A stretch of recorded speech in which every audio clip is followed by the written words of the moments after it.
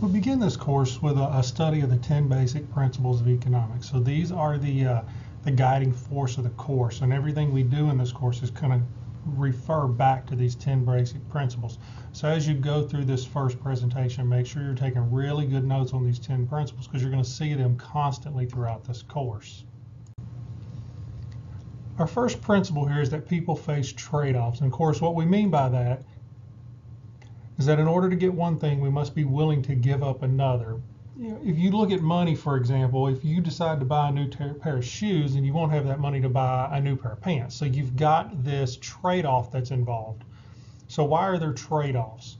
The reason is because resources are scarce. And that very first note that you looked at on what is economics, one of the first things about economics is the study of the scarcity of resources.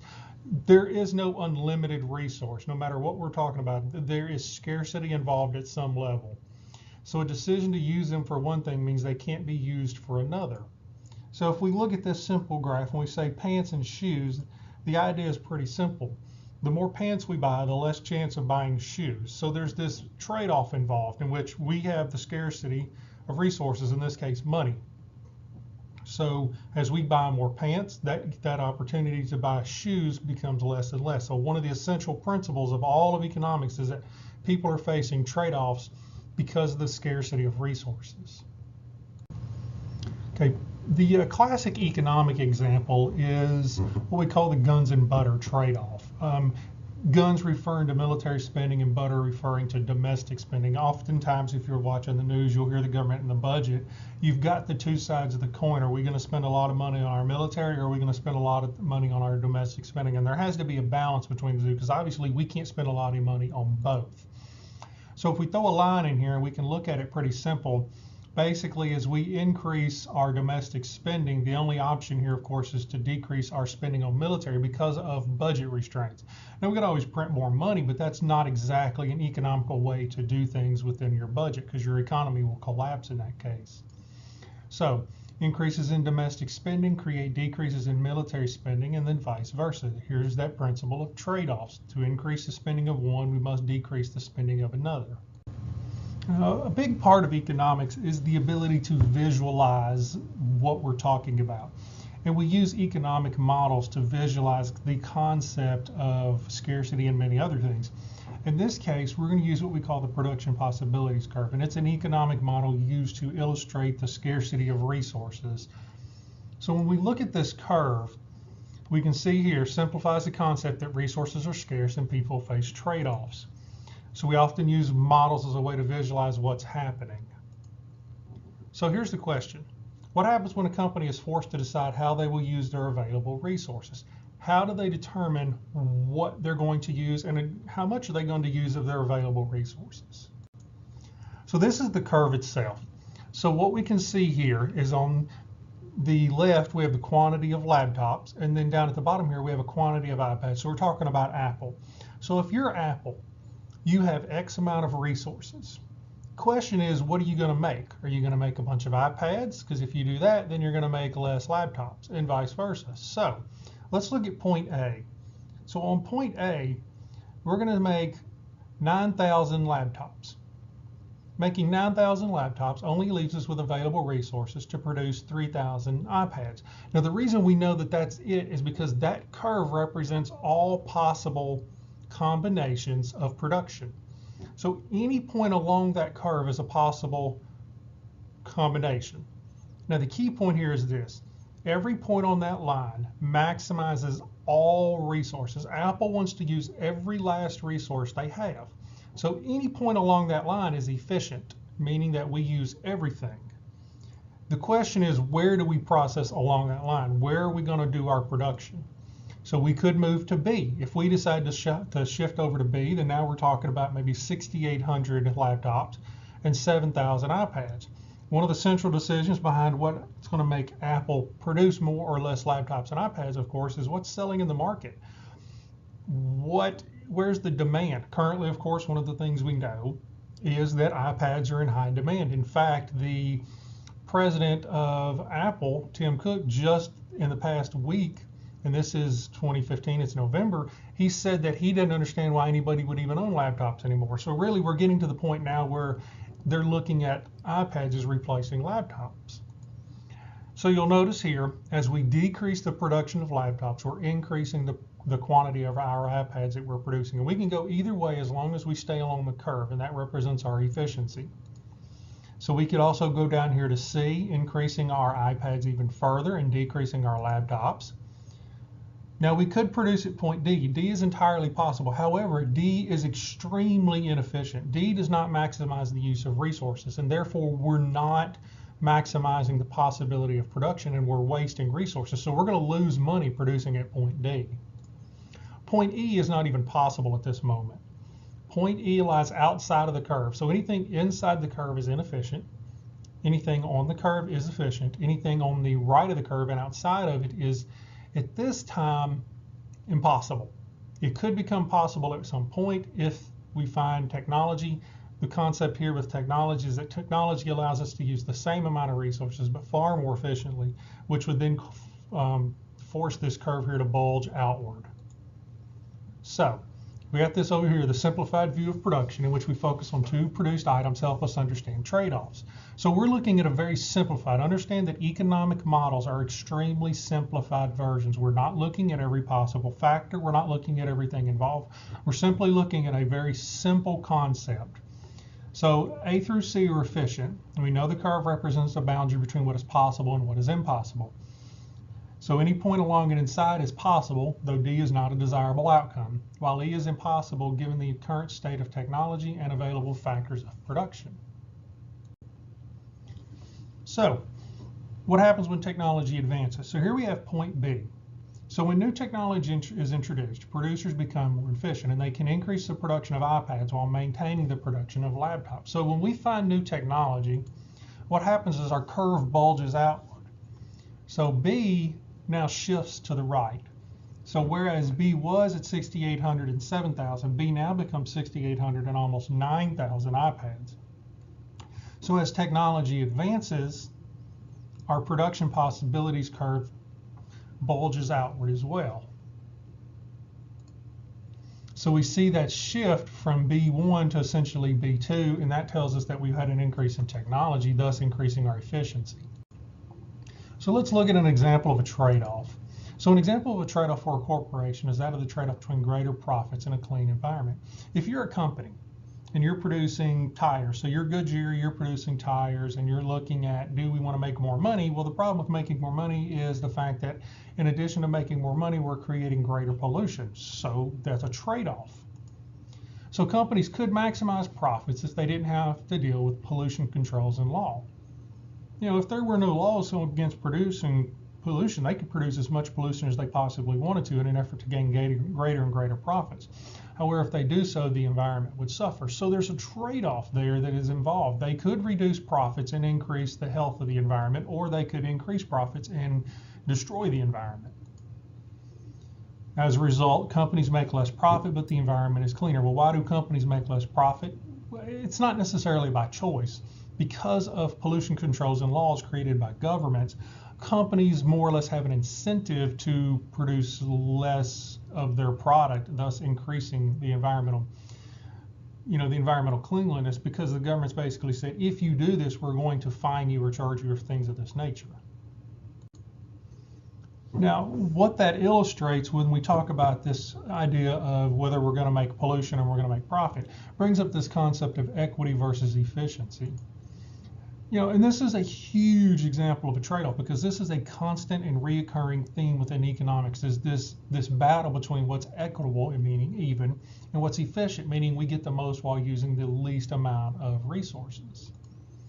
So efficiency means society is getting the most out of the scarce resources it has available. So if we're efficient, we're not wasting. At the same time, though, equity means that the benefits of those resources distribute fairly among members of society. So there's this question within society, do we want to be efficient or do we want to be fair?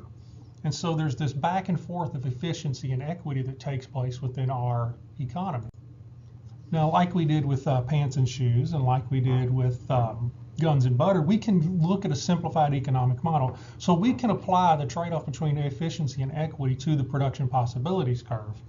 So when we talk about these 2 points, A and B, both A and B are efficient along this curve. We're maximizing the use of resources. The question, of course, is when we look at it, are we being more efficient and less equitable, or are we being more equitable and less efficient? So because resources are scarce, any attempt to create greater equity, thus allowing the resources to be doled out equally, creates a decrease in efficiency. In other words, we can still use all the resources, we're just not using them as efficiently because we're trying to be more equitable. So efficiency is focused on the best use of all available resources. Thus, moving from point A to point B creates a trade-off. You can kind of think about it like this. If one company could produce the best and most efficient method of production to make everything, would it be better to give them production of it all and no one else, or should we dole out resources and let several companies operate, thus making us less efficient? And that's kind of one of those questions that comes up within economics. So anytime we see an attempt to create greater equity, the obvious response here is that we have a decrease in efficiency. And you can see just looking at those 2 points and how the arrows are working. So our second principle on the 10 principles of economics is the cost of something is what you give up to get it. So trade-offs exist. We know that from principle 1. Therefore, decisions must be made. Every single day, all day long, you're making decisions whether you even realize you're doing it or not.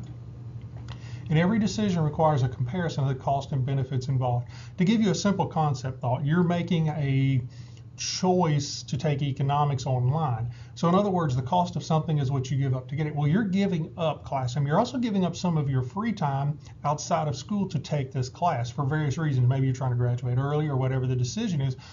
But when you decided to take this course, you were subconsciously making a comparison of the cost and benefits involved in your decision. So what you give up to obtain the item you want is called the opportunity cost. So by taking this course outside of school time, the opportunity cost here involved is some of your free time. You can kind of get the idea here with this cartoon. So it says, I hope you appreciate that each walk cost me 175 of my billable time. The dog in his mind is thinking, I hope you appreciate that I'm your only friend. In other words, we're always giving things up.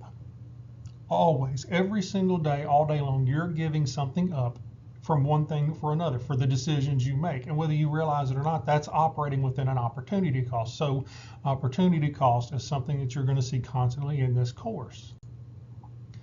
So if we go back to the guns and butter scenario, to increase domestic spending, you must decrease military spending. You can't increase both at the same time. You know, you can look pretty clearly here at our graph. We see the guns and butter. So the opportunity cost is the difference between the two military spending numbers. So what we're basically saying here is pretty simple. If the green dot represents 80 million and the blue dot represents 100 million. So what we're saying is originally we were spending $80 million on our guns. So that's our guns and butter trade-off. So now if we increase from 80 to 100 million, in other words, if we increase our domestic spending from 80 million to 100 million, what obviously has to happen to our military spending? So if you increase domestic spending, the military spending must go down. It's just it's a reference to trade-offs. There's a constant trade-off taking place here. To increase one, you must decrease the other. So then the opportunity cost of a rise in domestic spending will be 20 million in military spending. So it's kind of easy here to look at it and say, okay, if we're going to increase our domestic spending, what's our opportunity cost? Well, our opportunity cost is the amount of money we're taking away from our military spending. So if we go back and say pants and shoes, if we can buy 2 pair of pants and 2 pair of shoes, we got to make a choice. If we decide to buy the 2 pair of pants, then the opportunity cost, of course, is the 2 pair of shoes. So an opportunity cost, of course, is not just about money. One of the things we established early on is that the models we use, of course, are very simplified versions. They're not overly complicated. And that kind of leads into principle 3 here. Rational people think at the margin. What I mean by that is rarely are economic decisions black and white. It's never really easy to say yes or no, this is this or that is that. It's not black and white. Rather, it's shades of gray. And corporations are always think at the margin, because what I mean by thinking at the margin is you're trying to find the smallest possible way to make as much money as possible. You're not going to let any opportunity for some sort of revenue to get by, because profit, of course, for corporations, that's the end deal. If they can't make that, then they end up disappearing. So margin is defined as the difference between a product's or service's selling price and the cost of production. The wider the gap, the greater the profit will be. To kind of give you an example of this, since the introduction of the iPad, the price has never changed. It's always been $4.99 for the 16 gig. No matter how much technology Apple has added to the iPad or the iPhone, for example, price hasn't changed. Well, why is that? The answer is pretty simple, really. Apple can produce an iPhone or an iPad for far less than $4.99. So what they're simply doing is they've got this wide margin here where they're saying, okay, here's what we're selling our phone at or our iPad, and here's what we're producing it at. That in between there, that's their profit, because the profit is really simple. It's just the amount of money that it costs you to make something. So that's your total cost, and you're going to subtract that, of course, from the amount of money you actually get. So that's where you're generating this profit. It's just you're taking your total revenue, you subtract how much you spent to make something, and that's profit. So the goal of every corporation is to make that gap as far apart as they possibly can in order to produce as much profit as possible. Let's take Microsoft, for example. So if they sell the Xbox for $300, but it costs the company $260 to make, then the margin for profit is only $40. So let's think about that. If they sell them for $300, cost them $260 to make them. Their profit on every one they sell is then $40. So how does this concept of thinking at the margin work? What's going on here? And so we can use a pretty simple example. If Microsoft has Xboxes sitting on the shelf, you're losing profit because they aren't selling. Pretty simple. You go into Toys R Us, you look, they have Xboxes sitting on the shelf. You know what those Xboxes represent? Possible profit. But as long as they're sitting on the shelf, Microsoft's not getting any money for them. So what does Microsoft want to do? They want to sell them. They've got to get them off the shelf. Well, how can you do that? Well, this is a familiar concept to every single person who's ever been in a store. If Microsoft decides to lower the price, they could sell the remaining Xboxes. They put them on sale. All of you have been in the store and seen stuff that's on sale. Well, what's the point? It's to get it off the shelf. They're thinking at the margin. If Microsoft were to lower the price of the Xbox to $280, they're still making $20 profit. So let's look, it's very, very specific. So this is an actual example using Microsoft Surface tablet, the very first one they produced. So in 2013, Microsoft introduced the Surface RT tablet. It was $4.99. It was an iPad competitor, and it failed miserably in its competition with iPad. July 2013, they announced a loss of $900 million in the venture. So think about that for a second. Microsoft lost $900 million in the production of the Surface tablet. Why? Because they weren't selling them. So if you're Microsoft, what do? Well, you drop the price. So how does thinking at the margin help Microsoft? Well, 6 million Surface tablets were not sold. So they had to sell 6 million of them in an effort to try to reduce this loss. This is not about making a profit at this point. This is simply trying to recover the loss of 900 million. So they lowered the price from $4.99 to $2.49. So that's a significant drop in the price. Well, why did they do it? Because they're trying to get them off the shelf. That should tell you how much it costs Microsoft to actually produce them. Microsoft was probably producing Surface tablets at right around $2.49 to begin with. So basically, they're simply trying to recover some of that lost revenue. So let's put it this way. If they sold all 6 million, they would make 1.5 billion in total revenue before the cost of production was subtracted. So you think they got to sell every single one of them at a $249 price. They make a 1.5 billion in total revenue. Then they have to subtract the cost of production. Well, if the cost of production is $249, then they're at zero. So for every dollar under $249, that's a dollar Microsoft is making. It's not going to be a lot, but it's better than that $900 million loss. So the end result would still be a loss, but a loss of 500 million is far better than 900 million when you're going to your investors and trying to say why you did this. And so that's a real life example of how Microsoft is looking at the margin in an attempt to recover and possibly make profit. Okay, principle number 4. People respond to incentives. Though this is an easy one. Ever since you've been a kid, you've been able to figure this one out. In fact, if you actually get an allowance, you know what I'm talking about. So how do people make decisions? What guides our thought processes? Well, we compare cost and benefits. You go to the store all the time. Do you want to buy this, product A, or do you want to buy product B? Do you want to save your money to go out on a date, or do you want to spend it on video games? There's all these different things that we're looking at and the cost and benefits of each decision we're making. And so as a result, behavior may change when the cost or benefits change. The reason why I said economics is a social science is because of this concept.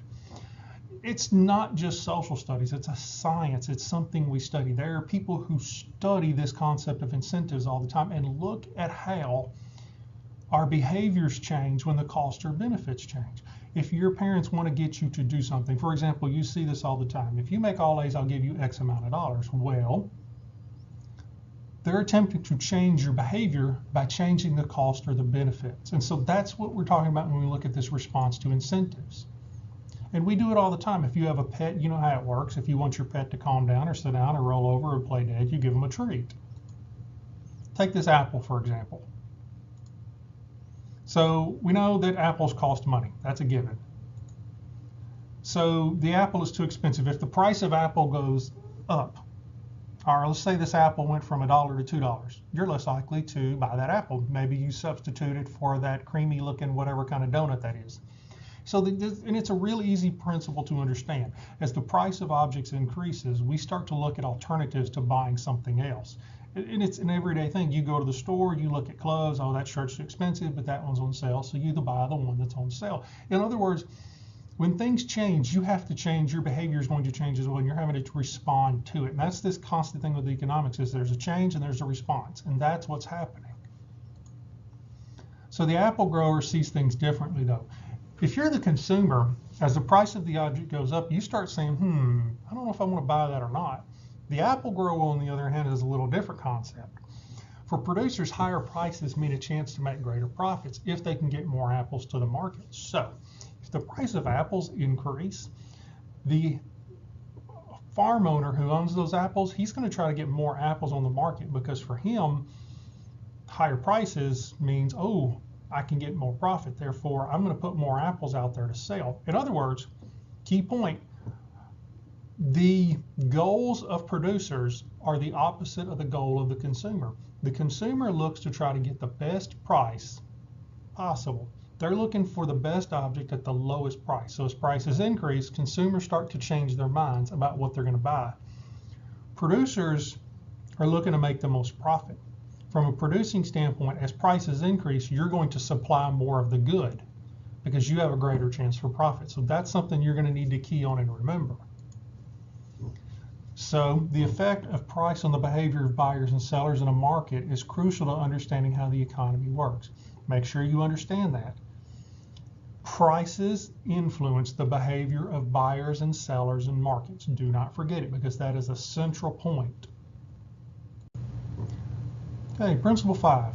Trade can make everyone better. Simply put, not everybody has everything.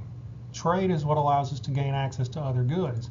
So, no one country can produce everything they need for everyone. It's not possible for America or any other country on this planet to produce everything they need for every person in the economy. It's just not possible. And that is why trade occurs. And it's been occurring forever, ever since man could make shells and turn them into jewelry and things of this nature. They've been trading. So literally this has been taking place for thousands upon thousands of years, this concept of trade. And countries need to trade, and they need to benefit from doing so. Trade only occurs when it benefits both parties. Make sure you remember that. Trade only occurs when it's benefiting both parties. And what we see is this specialization of specific trade goods. Countries specialize in the production of goods because that is what allows them to make a profit, to benefit. So produce what you can do efficiently and trade for those things you cannot. So think about that. Produce what you can do efficiently. In other words, you're going to produce what you can do the best at, and then you'll get everything else from trade. If you cannot produce something, simple example, if you're the United States, you do not have the climate to produce coffee beans. Are you going to try? If you do, you're not going to be very efficient. So why bother? Particularly when you can get them from Brazil. We can produce tons and tons of corn. Our climate supports it. What can we trade for coffee? Well, we can trade corn, soybeans, computers. In the United States, our single biggest produced good, information. We are very, very good at the production of information in various forms. So we trade that for different items. So trade is always going to be an attempt to benefit both parties. We call geographic specialization this concept because what this means is pretty simple. So there's a reason why America imports coffee from Brazil, because geographically speaking, Brazil can specialize in coffee in a way that we simply cannot. So our climate's not suited to grow coffee plants. So why bother? So geographic specialization is a guiding factor behind what countries decide to produce. And so that's something that you need to make sure you remember. Principle 6. Markets are usually a good way to organize economic activity. We talked about it a little bit ago. We have consumers, we have the producers. How do consumers and producers interact? Well, they do so through markets. So what is a market? It's any place where interaction between buyers and sellers take place. You probably went to a market the last day or two. Walmart, for example, is a market. It's a place where buyers and sellers can interact. So a farmer's market, for example. So we have our farm here with all of these different tasty looking vegetables. Price is determined by the supply of the product and the demand for it. So here's the key point. Price is determined by the supply of the product and the demand for it. Well, who are the demanders? The consumers. Who are the producers? The producers are the suppliers of the good. So if there's a whole lot of one thing, then it's easily attainable. It doesn't have a very high demand. Therefore, the price will be low. If something is not easily attainable, the demand for it is very high, the price goes up. Easy, simple example here, diamonds. Diamonds are not easily attainable. Therefore, they're scarce. The more scarce an object is, the more it's worth. Therefore, the more money that gets paid for it. And all of this came down to an economist named Adam Smith. In his ideas and his thoughts and what in his books, primarily the one called The Wealth of Nations, he mentioned that there was an invisible hand that guided the actions of buyers and sellers in the market. And the invisible hand was price. Pretty simple. If prices increase, demand for goods goes down. The quantity we demand for a good will go down as the price increases.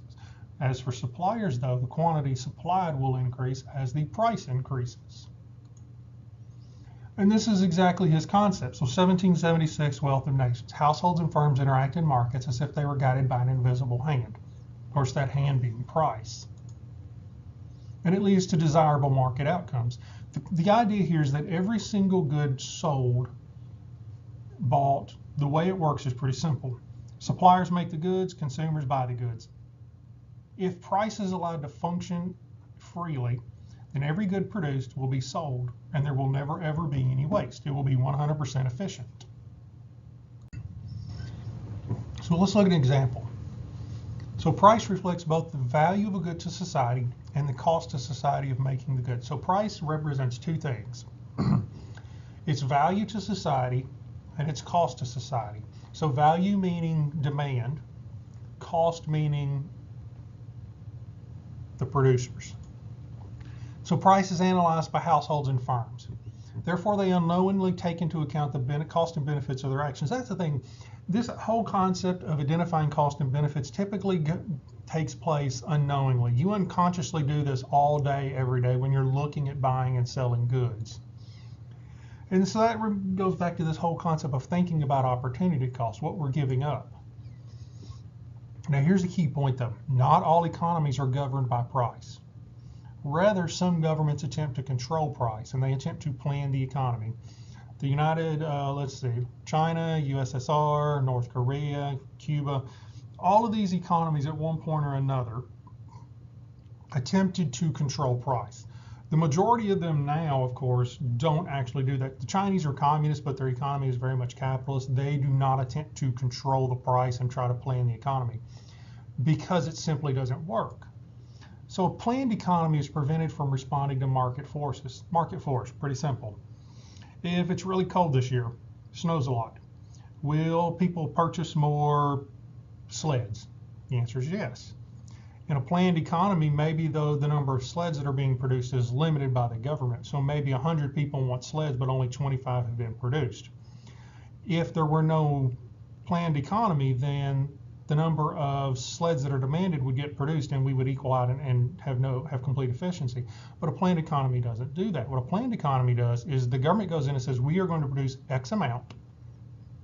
And typically that X amount is either too much or too little above what consumers are demanding. So it's wasteful.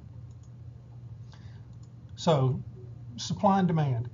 Supply and demand is pretty much the entire thing. When you're looking at economics, you're talking about supply and demand one way or another of something. Planned economies attempt to control supply and demand. They do not allow supply and demand to respond to market forces. So when we look back at our apple, one of the things we have to think about is in a planned economy, the government's going to tell the apple farmers, okay, you're going to make, let's say, 1,000 apples. Well, what if the economy only demands 800? Well, then there's 200 apples that go to waste.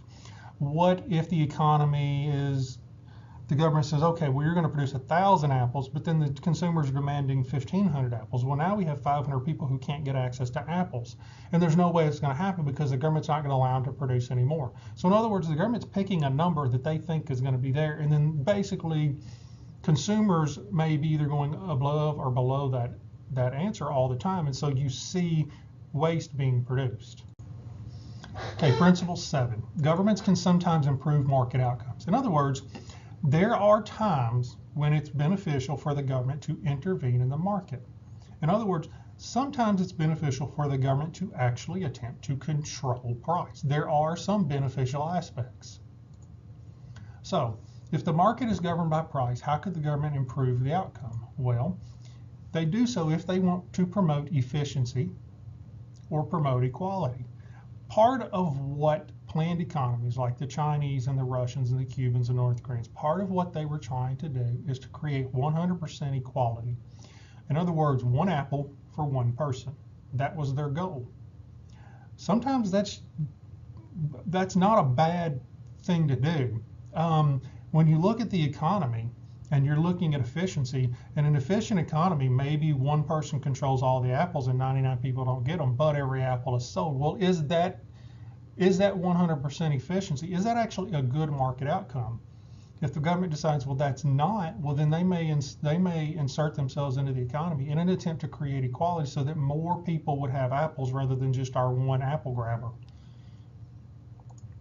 So, unregulated markets can be inefficient. It can fail. In other words, sometimes markets will fail even if price is the guiding hand. We call it market failure. So this does happen. Now, usually what we're looking at is what we call externalities. So an externality is the impact of one person's actions on the well-being of a bystander. So the impact of one person's actions on the well-being of a bystander. To give you an example, there's a reason why people who smoke are not allowed to smoke on airplanes or in restaurants or in public buildings anymore. Pretty simple. Because of their actions on the well-being of a bystander. Secondhand smoke. So an externality is something that can be positive or negative. In that case, of course, our example is using a negative externality to say that cigarette smoking in confined spaces with people who don't smoke creates secondhand smoke and can cause problems. So when we look at these externalities, they're positive or negative, and that's something important to think about. So let's look at an example of market failure. So you'll notice on the picture over there, I've got some pollution coming out of some factories. And this is one of the primary market failure examples. This is a primary negative externality for us. So let's look at this negative externality of pollution. So it provides a negative impact on a bystander. If you are a company and you're producing a good, there's waste coming off that. You're going to produce some pollution. The question is, how much pollution is there? And does it create a negative impact on bystanders? So let's look at this one, for example, and talk about why. So Firestone produces tires. Now, I'm not saying Firestone's a producer. I'm just using them as an example. They're not necessarily producing pollution like that would kill us. But Firestone produces tires. So if for each tire they produce, they also produce pollution, then they produce a negative externality. There's no ifs, ands, or buts about it. For every tire they produce, they also produce pollution, which is a negative externality. So we have two competing forces. So Firestone desires to maximize profit versus the population's desire to not have polluted air. Firestone wants to make a lot of money. We don't want to die of pollution. So there's these two competing forces that are going to compete to see who's going to win. Now, what can the government do? This is where governments step in to improve market outcomes. The government wants Firestone to make money. At the same time, the government does not want the people to get so much pollution that they get sick. So let's look at our options. So option number one, we can regulate the factory. Option two is called a Pigovian tax. So by regulating the factory, here's what we're talking about. We could go in and basically hire some people to go in and ensure that Firestone doesn't produce more than X amount of pollution. So let's say that they can only produce, let's say 1,000 tons of pollution a day. Let's just say that's our number. Well, then our regulators are therefore responsible to ensure that they don't go over that limit. The Pigovian tax, on the other hand, is a tax to reduce the externality. Perhaps what we do is we say, okay, if you want to produce over that, you can, but if you do, you're going to pay a tax. And that's this Pigovian tax. So, in looking at our negative externalities, typically our negative externalities are regulated through one of two concepts. Either we're going to regulate it, think about something like the FDA that goes in and regulates health standards for foods that are being produced to ensure that they're healthy. So they're encouraging the companies to produce healthy products by having regulators who investigate and check it all out. The other one, of course, we said is that Pigovian tax. A really simple example of a Pigovian tax to help you out with. So let's say that we want to reduce the number of people who smoke cigarettes in the United States. One of the ways to do this is to increase the price of cigarettes. By increasing the price of cigarettes, they become more expensive for people to smoke. So what do people do? They smoke less cigarettes to save money. That's a Pigovian tax. That's a reduction of a negative externality by using the tax. If you want to smoke cigarettes all the time, you can, but it's going to cost you more money. Same principle here. If Firestone wanted to increase their profits, they could, they would create more pollution. So what happens? The government fines them by going over the limit. That's the Pigovian tax. Basically it's a tax for going over certain limits in order to basically convince you to reduce that externality. Now, positive externalities. So the externality creates a beneficial impact on a bystander. For example, education. There's a reason why there are laws in place that require you to go to school. It's pretty simple. You get an education, society benefits. If you don't get an education, society does not benefit. So your receiving an education is as much about everyone around you as it is you yourself. So the more educated the population is, the more efficient the population is. In other words, they make more money and the country as a whole has a higher standard of living. If you want to be rich, encourage all your friends to do really well in school, and you do the same yourself, because the more educated y'all become, the higher the standard of living becomes.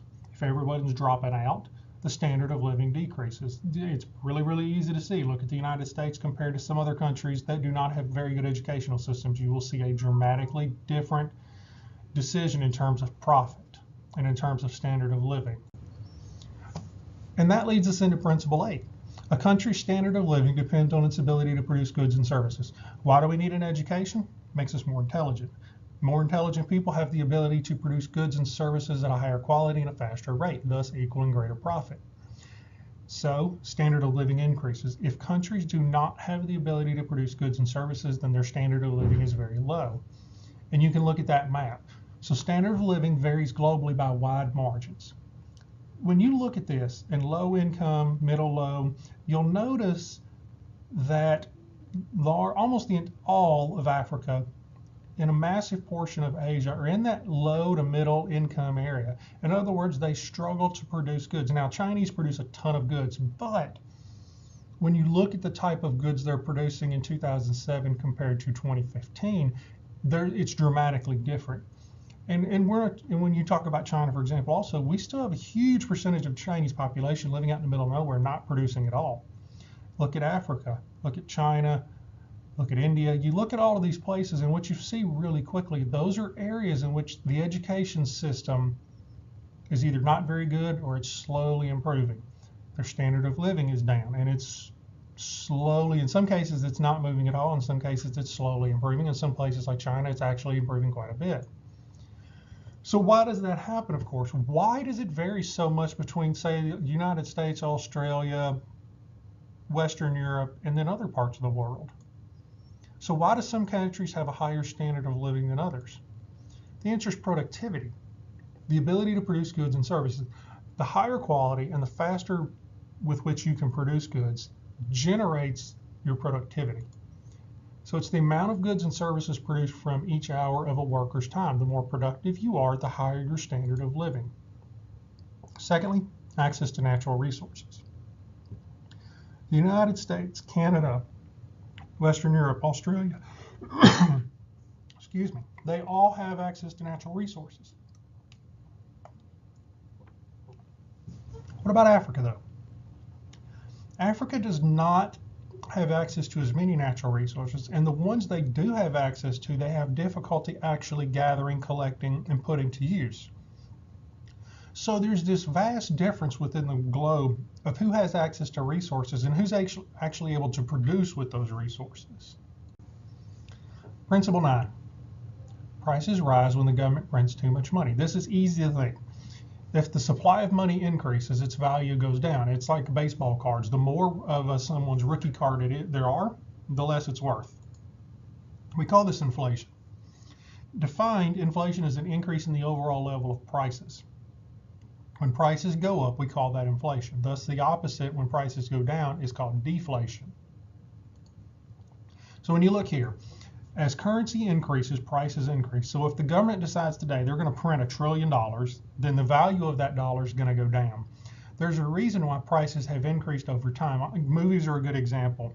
So when I was a kid, you could go to the movies on a Friday night for like $5. Now that same movie ticket is $15. Why? Inflation is a big part of it. In other words, when I was a kid, there was less money in the economy than you today. And we can track this back over time and see that every single time new money has entered the economy, the prices have increased. And that's because the value of the dollar goes down. So the primary cause of inflation is an increase in the money supply. So we talk about that baseball card analogy again. The more of a person's rookie card there are, the less it's worth. If you can find the only rookie card in the world for, say, Babe Ruth, that card's worth a massive amount of money. But if everyone down the street had one, it's not worth anything. That's why when your grandparents were kids and they had those baseball cards, they would stick them in tires and things like that on their bicycles because everybody had one. And today, of course, they don't. So therefore, they increase in value. So the more we have of something, the less it's worth. That's an easy concept to understand. So when we're talking about money, the more money in the economy, the less it's worth. The less money in the economy, the more it's worth. So let's look at the 10th principle. So society faces a short-run trade-off between inflation and unemployment. So back to that inflation again.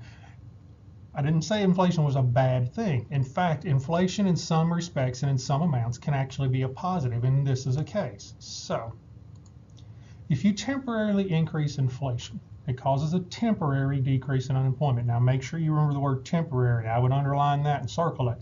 In other words, it's short. It's not forever. It's a short-term sustained thing where for maybe a month, maybe a couple of months, maybe even as long as a year, it's a positive, and then it begins to change. And one of the things we'll talk about, of course, is why does a temporary increase in inflation cause a temporary decrease in unemployment?